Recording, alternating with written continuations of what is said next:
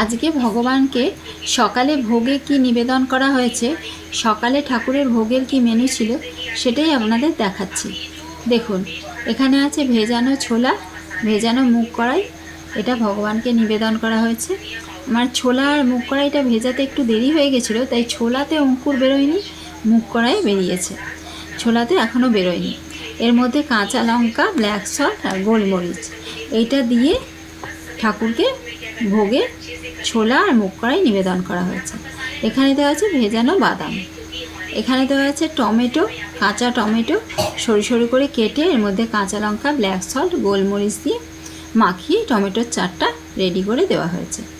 এখানে আছে bell, bell ভেঙে ভগবানকে নিবেদন করা হয়েছে। এখানে আছে ভেজানো মুগ ডাল, ভেজানো মুগ ডালের জল ঝরিয়ে নিয়ে কাঁঠালি কলা আর তার সাথে কোরানো নারকেল দিয়ে ভগবানকে ভোগে এটা নিবেদন করা হয়েছে। এটা হয়ে গেল মুগ ডাল। এখানে আছে ভাজা ছোলা, ঘরেই ছোলা ভেজেছিলাম, সেই ছোলাই ঠাকুরকে এখানে ভোগে দেওয়া হয়েছে।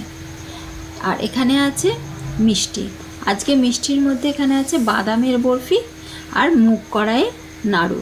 বাদামের বরফির মধ্যে বাদামের মধ্যে নারকেলের দুধ দিয়ে আর বাদামটাকে গুঁড়িয়ে পুরোটা না মিহি করে একটু গোটা গোটা রেখে ভগবানকে এই ভোগে এই বরফিটা করে দেওয়া হয়েছে, এর মধ্যে ছোটো এলাচ আর গুড় দিয়ে।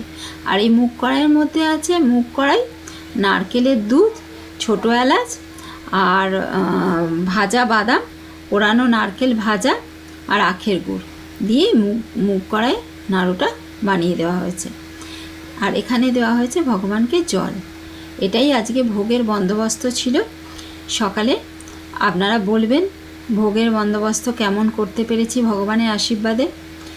আর সবাই ভালো থাকবেন, সুস্থ থাকবেন, সাবধানে থাকবেন। Thank you.